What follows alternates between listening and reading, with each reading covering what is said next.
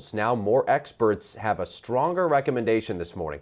The National Academy of Sciences, Engineering and Medicine says teachers should be in surgical masks and that elementary students should return to the classroom. King 5's Amy Moreno live in Shoreline breaking this down for us this morning.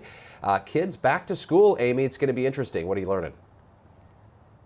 Yeah, good morning. The report says it weighed the health risks of opening schools against the academic impacts of not having in-person instruction. And the report says this is most important for grades K through 5 when students are developing critical skills and they could get left behind if they're not getting the proper help.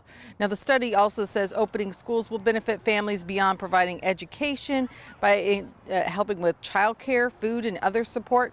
Without in-person instruction, children risk falling behind. The panel recommends federal and state governments provide resources to help cover the cost of COVID-19 precautions, including masks, cleaning, facility upgrades, and reconfigured classrooms. They say it's impossible to completely eliminate the risk of spreading COVID, but they can work with public health to minimize the risk. Seattle Children's pediatrician Dr. Dimitri Christakis worked on the committee and says it's important for special needs students and younger kids to get back to school.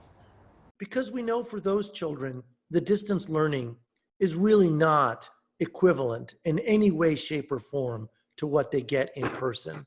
And, education is vital for children of all ages, but for those young children, without in-person instruction, they're not getting much of an education at all.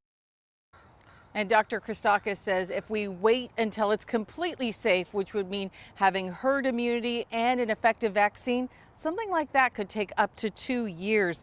The panel came out with similar recommendations to those of the American Academy of Pediatrics and the CDC, but this does go one step further and recommends surgical masks for staff and for teachers.